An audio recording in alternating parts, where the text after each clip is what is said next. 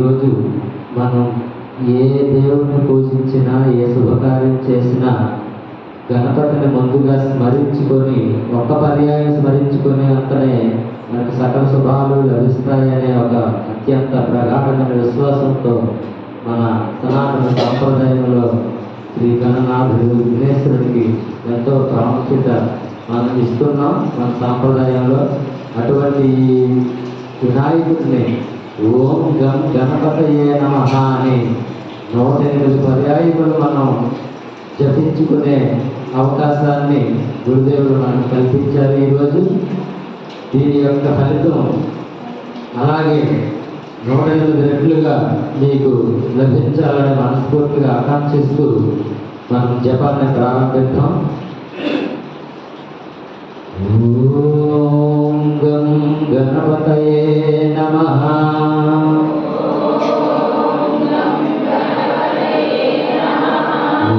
ఓం గం గణపతయే నమః.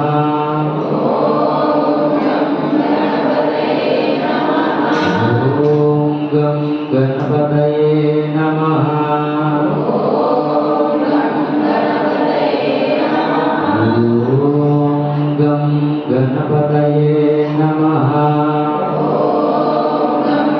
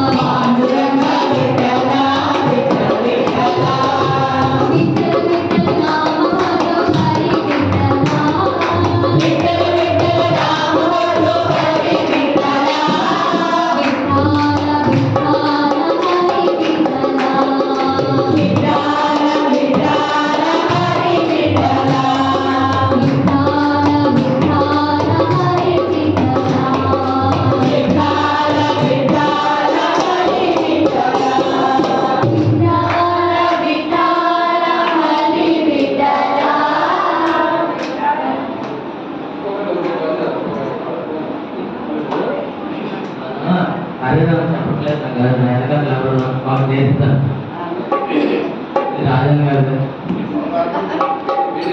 హరే రామ రామ రామ హరే హరే, హరే కృష్ణ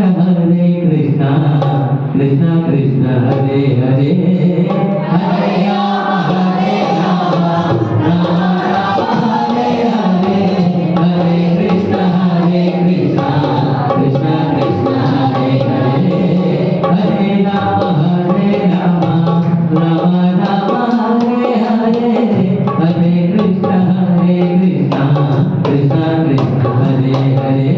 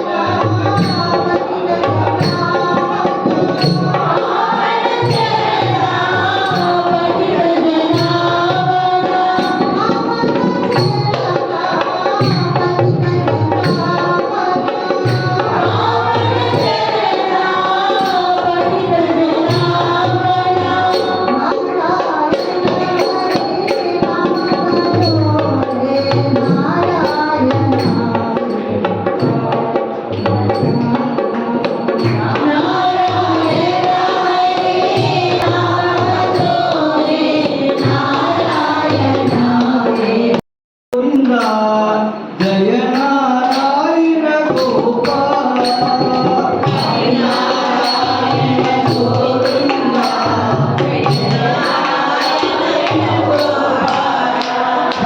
హరినారాయణ గోవింద జయ నారాయణ గోపాల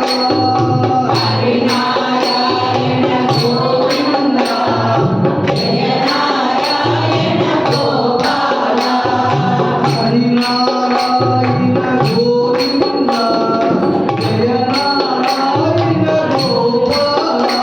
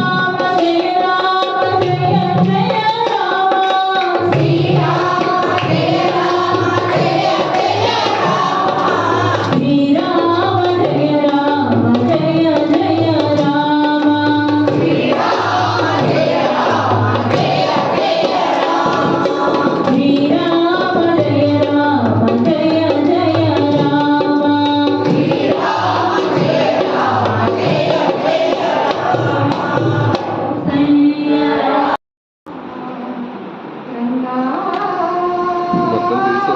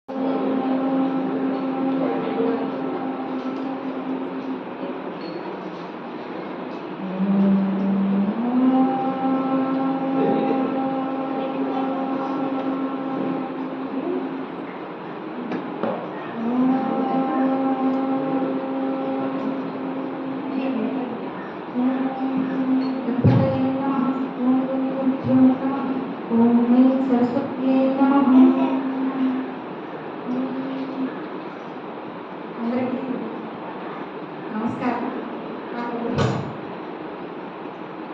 మన గురుగారి శివానంద ఆశ్రమం యొక్క యువజీవన సంఘం సభ్యులందరికీ నా నమస్కారం. చెప్పేదాంట్లో ఏమైనా చిన్న తప్పులు ఏమైనా ఉంటే అర్థం చేసుకుని నన్ను అందిస్తారని ముందుగా చెప్తూ మాట్లాడుతున్నాం. మన సనాతన ధర్మంలో బొట్టుకి చాలా విలువ అవును కదా. మన ముందుకు పెట్టే బొట్టుకి చాలా విలువ. అదే బొట్టుని అందరూ ఒకలాగా పెట్టుకోరు, నిలువుగా పెట్టుకుంటారు, అడ్డగా పెట్టుకుంటారు, ఒక బిందు ఆకారంలో పెట్టుకుంటారు. అప్పుడు పెట్టుకుంటారు. బొట్టు ఎలా పెట్టుకున్నామని కాదు, కానీ దాని విలువ పోతుంది. ఎలా పెట్టుకున్నా దాని విలువ అలాగే ఉంటుంది. అయితే మనిషి యొక్క విలువ కూడా అలాగే ఉండాలంటే మనం చేసే పనుల మీద ఆధారపడి ఉంటుంది. ఇప్పుడు మనం నిత్యం గృహస్థులు వాడు ఉప్పునే ఉదాహరణగా తీసుకుంటాం. ఉప్పుకి ఎప్పుడైనా పురుగు పడుతుందా? ఉప్పుకి ఎప్పుడు పురుగు పడదు. ఎప్పుడు అసలు రాకలాగలేదు. అసలు ఉప్పుకి పురుగు పడుతుంది రాకలేదు. కానీ తీపికి రోజు ఆ పురుగు పట్టకు రోజే లేదు. అంటే ఉప్పుగా కఠినంగా మాట్లాడేవాడు మిత్రుడు. అంటే నా ఉద్దేశం ప్రకారం ఎవరైనా సరే వాళ్ళ కడుపులో ఉంచుకోరు, మొహం మీద కరకట్టిగా మాట్లాడు. అదే తీపిగా మాట్లాడుతూ వెనకాల గొడ్డు తీసుకెళ్ళి రావడం నిజం. వాళ్ళు మనకు గుర్తుపట్టగలమా? ఎందుకంటే వాళ్ళు చాలా ప్రేమగా మనల్ని ఎగ్రీ అంటే ఆమోదించేలా మాట్లాడతారు. మనకు తెలియదు కూడా, మనిషి మనస్తత్వాలు తెలియదు. అలాగే ఇప్పుడు మనిషి ఉండేటప్పుడు జాతకం రాస్తారు, ఎందుకు రాస్తారు, పథకాలు రాస్తారు. కానీ నడి మధ్యన మనం జరిగేదంతా ఒక నాటకం. చనిపోయాక శోకం అంటే శోకం అంటే బాధపడ మరునాడు మరల కౌతకం అంటే పెళ్లికి ముందు జనాలందరూ అవుతారు. అదే చనిపోయిన శవం వెనకాల శవం ముందు అవుతుంది అంటారు మనుషులు. అవునా? అంటే పుట్టిన తర్వాత ఏం చేస్తారు? ఇప్పుడు అందరూ డైరెక్ట్గా కేక్ కట్ చేస్తున్నారు. కేక్ పెట్టి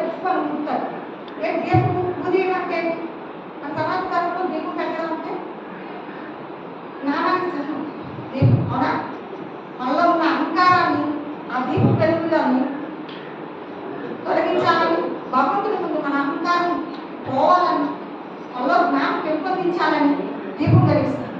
కానీ ఇప్పుడు పుట్టగానే దీపం పుష్పం ఉంటారు, అదే చనిపోయే ముందు చనిపోయిన తర్వాత దీపం వెలిగిస్తాం. అంటే మనిషి యొక్క నడవడిక చూసారా, మంచికి ఎవరైనా సన్మానంలో నడవంటే రాదు, అమ్మాయి మంచిదాన్ని నడవండి అన్నా లేదా అమ్మాయి ఏదో చెప్తున్నా, అదే ఒట్టుగా ఉన్నా సరే చెడు మార్గంలోనే నడుస్తారు. ఇప్పుడు పాలు అమ్మేవాడు ఉన్నాడు, పాలు అమ్ముతాడు, వాడు ఎప్పుడు ఇంటికి తిరుగుతాడు.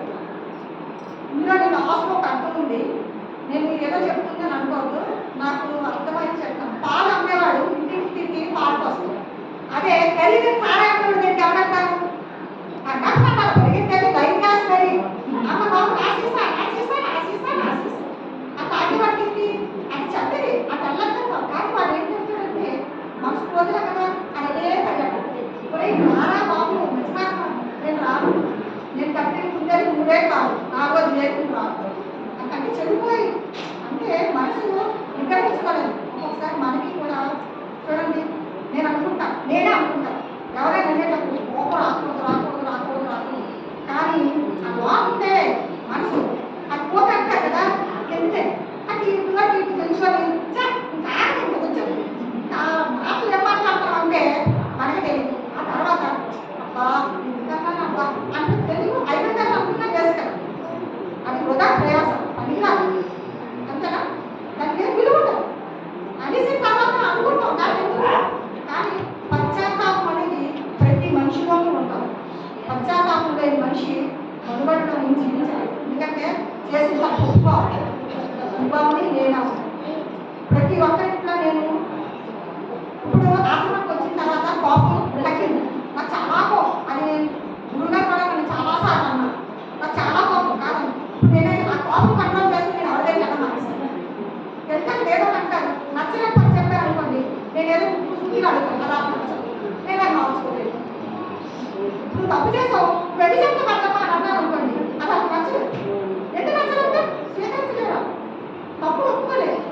నేను ఒక మాట వేసాను అది తప్పు అండి అని నేను అన్నాను, చెప్పిదే అతను గోల్డ్ తప్పే అది నచ్చాలి నా మాట నాదే అని అది వాళ్ళని అమ్మ కూడా చాలా ప్రమాదం. ఇంకా చెప్తారా అమ్మ అంటే చాలా ప్రమాదం. అది శరీరం లోపల కాల్చేస్తుంది కానీ బయట కనిపిస్తుంది, లోపల వేడుకొని ఆ పేర్లను కాల్పోతా ఉంటాయి. మనకు తెలియదు, ఆ విషయమే తెలియదు.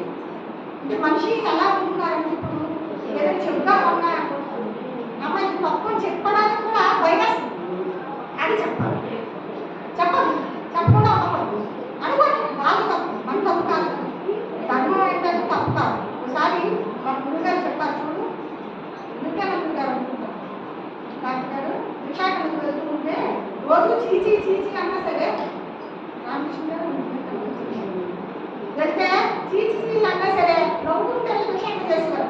గురుగారు చెప్పారు ఉంటుందా బుద్ధుడు వెళ్తే చీచి అంటే సిగ్గు లజ్జా లేదంటే తింటే నేను తీసుకున్నానా నవ్వుకుంటూ వెళ్తారు. ఇది మీ దగ్గర ఉంది నా దగ్గర ఉందా అని అంటారా? అంటే వాళ్ళు తిట్టినా పర్వాలేదు మంచి మనిషి ఒక్కొక్కరు మనం ఇక్కడే కాదు ఎక్కడైనా ఇంట్లో చేసుకొని మన అందులో ఒక పేటలో ఉన్నామని ఆలోచించండి. ఆలోచిస్తే మనం చేసింది తప్ప రైతానికి మన మనసుకి తెలుస్తుంది. ముందు మన మనసుకే తెలియదు, ఎందుకంటే అదే మనం ఆడిస్తుంది కదా.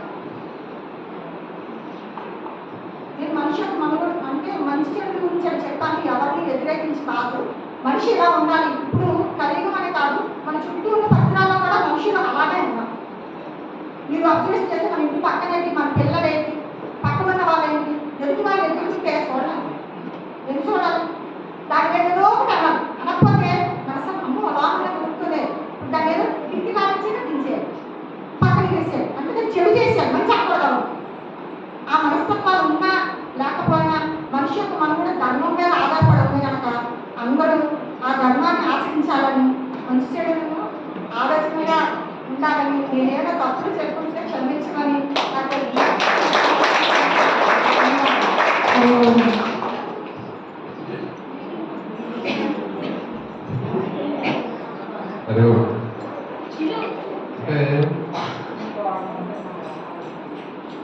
ఆవిడ మాట్లాడిన విధానం ఎలా ఉందంటే ఒక కుటుంబ సభ్యుల మధ్య మాట్లాడుకోవడం నేను ప్రపంచంలో చెప్తున్నానని భావన లేదు. నిజానికి అది చాలా అద్భుతమైన మన కుటుంబ సభ్యులందరూ మనం ఈ మంచి విషయాలు తెలుసుకోవాలి అన్న ఒక భావనతో ఆశ్రమానికి వచ్చి మనం ఏం నేర్చుకున్నాం, ఏం తెలుసుకుంటున్నాం, దాన్ని ఎలా ఏం ఆచరిస్తున్నాం అన్న విషయాలు ఆవిడ యొక్క భావంలో కనిపించింది.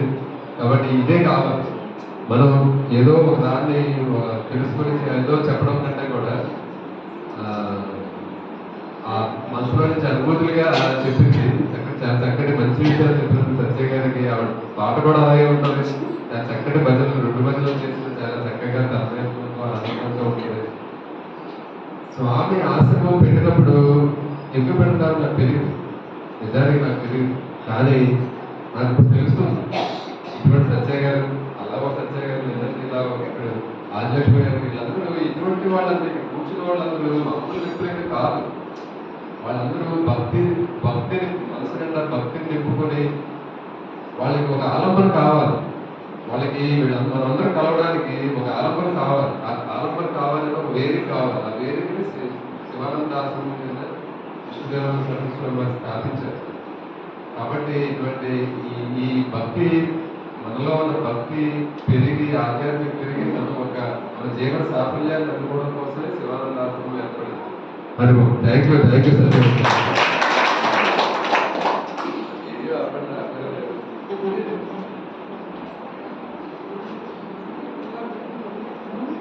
కంటిన్యూ చేసి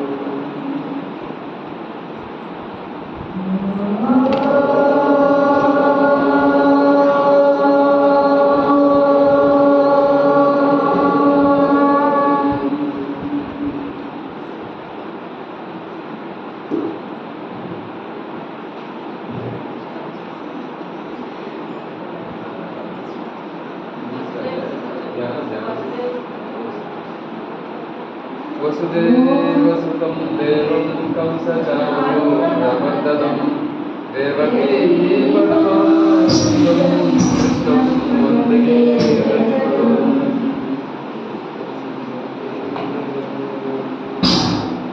ఓం శ్రీ పరమాత్మనే నమః.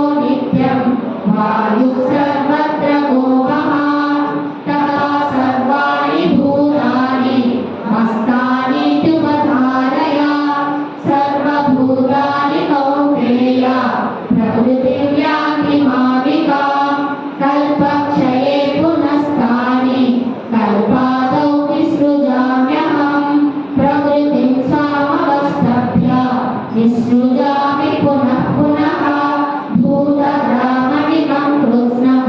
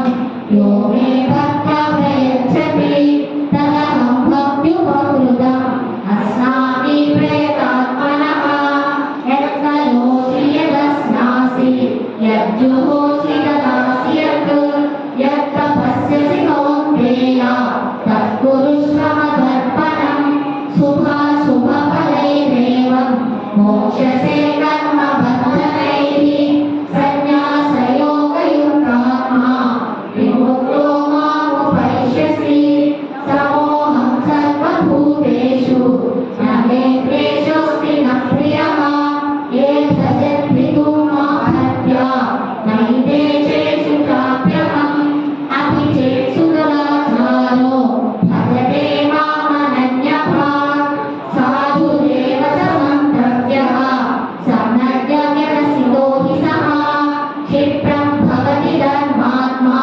तस्माच्चान्तिर्निगच्छति कौन्तेय प्रतिजानीहि न मे भक्तफलनश्यति मां निपातमतास्थित्य ये विश्वपापयोनयः स्त्रियो वैश्याः शूद्राः ते प्रियान्ति परां गतिम् किं पुनर्ब्रह्मणा पुण्या भक्ता राजस्य यात्रा अनित्यमसुखं लोकं यमाप्राप्य भजस्व मन्मना भव मद्भक्तो मद्याजी मां नमस्कुरु मामे वैश्यसि युक्तैव आत्मानं मत्परायणः ॐ तत्सदिति श्रीमद्भगवद्गीतासु उपनिषत्सु ब्रह्मविद्यायां योगशास्त्रे श्रीकृष्णार्जुनसंवादे राजविद्या राजगुह्ययोगो नाम नवमोऽध्यायः सर्वं श्रीकृष्णार्पणमस्तु कृष्णास्तु पन्नरिनाथ गोविन्द भगवान्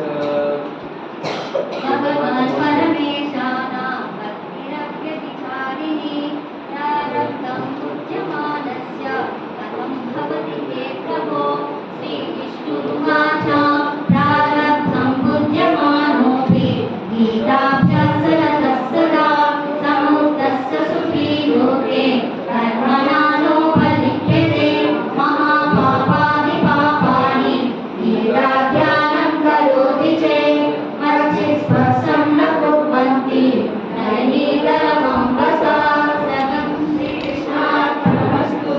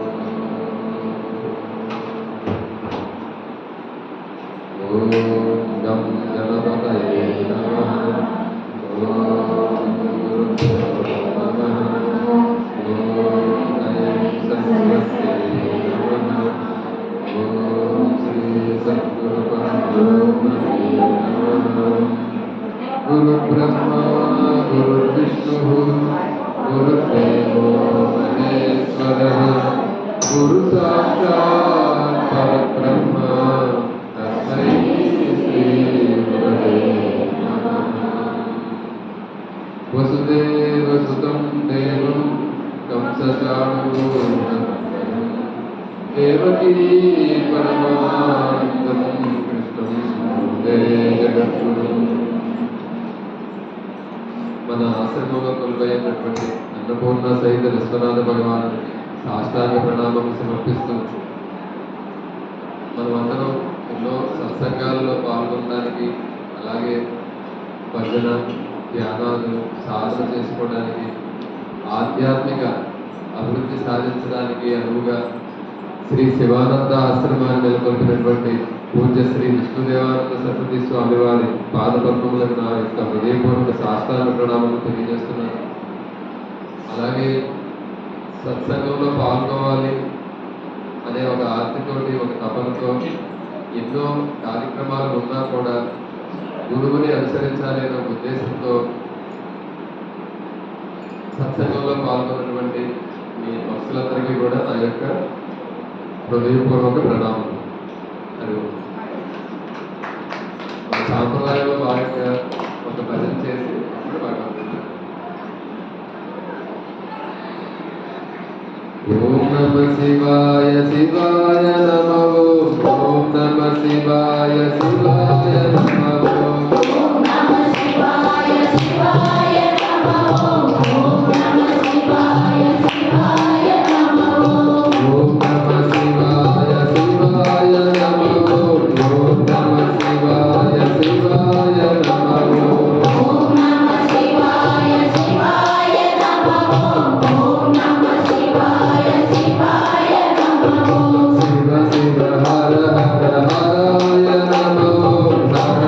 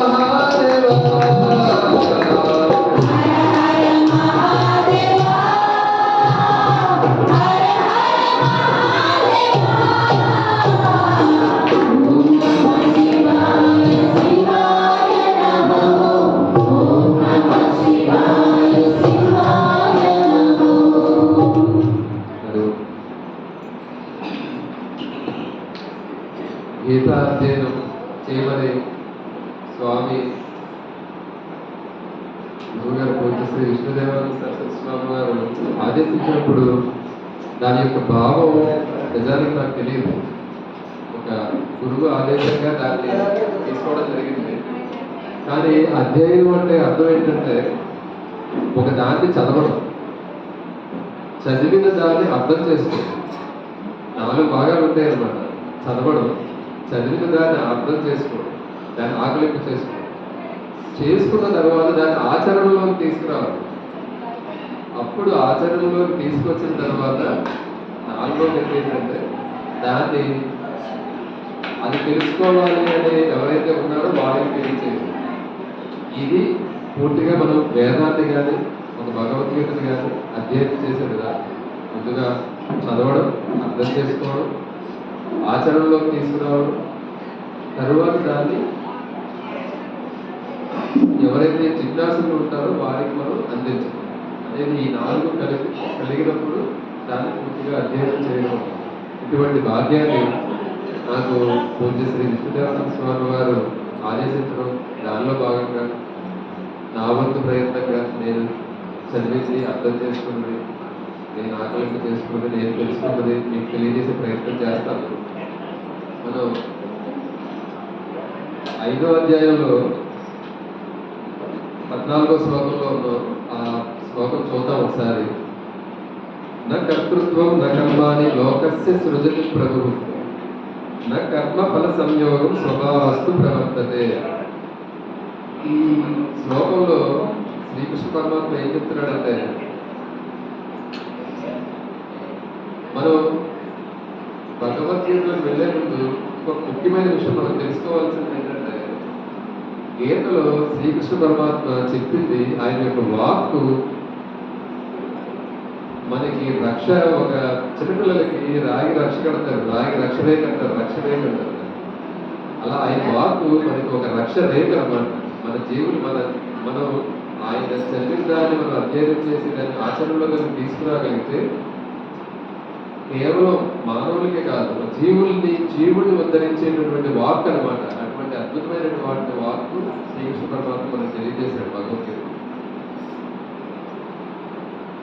అయితే ఈ శ్లోకంలో ఏం చెప్తాడంటే ఆయన నా కర్తృత్వం నా కర్మ అని లోకస్య సృజతి ప్రభువు. మనం ఏదైనా ఒక పని చేసినప్పుడు నేను చేశాను అన్న భావన మనలో ఉంటుంది, అంతర్లీనంగా ఉంటుంది. పైకి నేను అంతా చేసామంటే అన్నా కూడా నిజానికి అంతర్లీనంగా ఇది నేను చేయగలిగాను, నేను చేస్తున్నాను, నేను మాత్రమే చేయగలను అన్న భావన ఉంటుంది.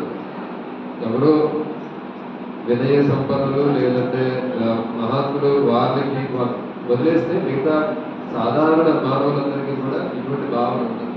ఆ భావం గురించి శ్రీకృష్ణ పరమాత్మ దీంట్లో తెలియజేస్తున్నాడు. నా కర్తృత్వం నా కర్మాణి లోకస్య సృజతి ప్రభువు. నువ్వు చేసే కర్మలు కానీ నీ భావన, నేను చేస్తున్నాను భావన కానీ మనకి ఉండకూడదు. ఎందుకు ఉండకూడదు అంటే ప్రకృతిలో భాగంగా ఆ పనులు జరుగుతున్నాయి, కానీ ఇక్కడ భగవంతుడు ప్రమేయం కూడా ఏమీ లేదు అంటున్నాడు ఆయన. నా సృజతి ప్రభువు నా కర్మ ఫల సంయోగం స్వభావస్తు ప్రవర్తతే. ఆ కర్మ ఫలం మీద కూడా, కర్మ ఫలం ఏదైతే ఉంటుందో దాని మీద మనకే కాదు భగవంతుడికి కూడా ఎటువంటి ఆపేక్ష కానీ దాని మీద ఎటువంటి భావన ఆయనకి లేదు. కేవలం కర్మలను మనం ఆచరిస్తున్నాం, ఆ కర్మల యొక్క ఫలాల్ని కోరకుండా చేయాలి ఆ కర్మ. అప్పుడు ఆ కర్మ చాలా చక్కగా చేయగలుగుతాం. ఏదైనా ఒక పని చేసే ముందు నాకు ఇది రావాలి, ఇది కావాలి అని చేసే పని ఎప్పుడు కూడా వైఫల్యం చెందుతుంది. అలా కాకుండా కేవలం ఒక గురువాజ్ఞగాను ఒక లేదా సత్కర్మగాను మనం చేసుకుంటూ వెళ్ళిపోతే కనుక దాని నుంచి వచ్చే ఫలం మనల్ని బాధించింది. అది ఎటువంటి ఫలమైనా సరే మనల్ని బాధించింది. అదే ఈ శ్లోకంలో శ్రీకృష్ణ పరమాత్మ తెలియజేస్తున్నారు. అలాగే కర్మలు కానీ కర్మ ఫలాలు కానీ నాకు కూడా సంబంధం లేదు అంటున్నాడు ఆయన. మనకి ఉన్న ఒక అపోహ ఏంటంటే, సాధారణంగా మానవులకు ఒక అపోహ ఏంటంటే, ఏదైనా చెడు జరిగినప్పుడు భగవంతుడే మనకి ఏదో చేయడం వల్ల నాకు భగవంతుడే ఈ చెడు జరిగింది మన భావనలు చాలా మందిలో ఉంటాం. కానీ నిజానికి మంచి జరిగినా కానీ చెడు జరిగినా కానీ దానికి పరమాత్మతో ఎటువంటి సంబంధం లేదు. కేవలం మనం చేసుకున్న కర్మలు మాత్రమే ఆ కర్మ ఫలాలను ఇస్తాయి అనేది ఈ శ్లోకంలో చాలా చక్కగా శ్రీకృష్ణ పరమాత్మ తెలియజేశారు. అయితే మనకి 2వ అధ్యాయంలో సాంఖ్యయోగంలో కూడా చాలా చక్కటి శ్లోకం ఒకటి ఉంటుంది కర్మ ఫలాల గురించి. కర్మణ్యే వారి కారస్తే మా ఫలేషు కదాచన మా కర్మ ఫల హేతు మాతే సంగోస్వ కర్మని. కర్మలను చేయడం అనేది నీకు అధికారం కలదు కానీ కర్మ ఫలాలను నువ్వు ఆశించుకున్నప్పుడు చెప్పాడు. కానీ ఇప్పుడు చెప్పేది ఏంటంటే ఆ కర్మలు కానీ కర్మ ఫలాలు కానీ నాకు కూడా సంబంధం లేదు అంటున్నాడు. ఇక్కడ అక్కడ చెప్పిన శ్లోకంలో కేవలం కర్మలను ఆచరించు, కర్మల నుంచి వచ్చే ఫలాలను నువ్వు ఆశించు అని చెప్పి, ఇక్కడ అసలు కర్మలు కానీ కర్మల ఫలాలు కానీ నీకు కానీ భగవంతుడైన నాకు కూడా సంబంధం లేదు, అవి ప్రకృతిలో భాగంగా జరుగుతూ ఉంటాయి అన్నారు. ఇది చదివినప్పుడు మనకి ఒక రకంగా దీన్ని మనం యాక్సెప్ట్ చేయలేము. అంటే భగవంతుడికి కూడా సంబంధం లేదని మనం ఒప్పుకోం. మీకు ఒక ఉదాహరణ చెప్తాను. ఒక తల్లి గర్భిణీ స్త్రీ అయిన తల్లి గర్భిణీ స్త్రీ అని మనకు తెలిసిన తర్వాత బిడ్డని ఆవిడ ఏమైనా తయారు చేసుకుంటుందా? మా అబ్బాయి ముక్కు ఇలా ఉండాలి, మా అబ్బాయి చేతులు ఇలా ఉండాలి, మా అబ్బాయి కాళ్ళు ఇలా ఉండాలి అని ఆవిడ ఏం తయారు చేసుకుంటుందా? ఏమి తయారు చేసుకుంటారు? మరి ఎవరు తయారు చేస్తున్నారు? మరి భగవంతుడే తయారు చేస్తారు, అంతే కదా. భగవంతుడే ఆ రూపకల్పన ఎవరు చేస్తున్నారు అంటే భగవంతుడి యొక్క సృష్టి అది సృష్టిలో భాగంగానే ప్రకృతిలో భాగంగానే జరుగుతుంది. కానీ అది మనకి ఆ సంబంధమే లేదు. అలాగే నాకు ఇంటి ముందు ఒక స్థలంలో చాలా తక్కువ స్థలం ఉంటే ఒక మల్లి మొక్క, ఒక మారేడు మొక్క, ఒక మామిడి మొక్క వేశారు. 3 దగ్గరగానే వేశారు, అన్ని 2 అడుగుల దూరంలో వేశారు. కానీ దేని గుణం అదే చూపిస్తుంది. మల్లెపూల యొక్క గుణం మల్లెపూలకే వస్తుంది, మామిడికాయ యొక్క గుణం మామిడికాయ ఉంటుంది. 2 పక్క చెట్లే ఉన్నది అదే భూమి, ఉన్నది అంతే భూమి. నా దగ్గర ఉన్నది 10 అడుగులు భూమి, 10 అడుగులు పొడవుతో ఉన్న భూమిలో నేను మొక్క వేశాను. మరి మల్లె పువ్వు అదే వాసన, మామిడి పువ్వు మామిడికాయ అదే రుచి, అదే మారేడుకి అదే ఆ సువాసన అదే ఉంటుంది. అంటే మరి ఎవరిస్తున్నారు? భగవంతుడి యొక్క సృష్టి. ఇప్పటి వరకు ఏ సైంటిస్ట్ అయినా రకరకాలుగా తయారు చేస్తూ ఉంటారు. కానీ మట్టి నుంచి నీకు కావాల్సినంత మట్టి ఇస్తాను, నీకు కావాల్సినంత సూర్యరశ్మి ఇస్తాను, నీకు కావాల్సినంత నీళ్ళు ఇస్తాను. ఒక మామిడి పండును తయారు చేయమనండి, ఒక మల్లె పువ్వును తయారు చేయమనండి.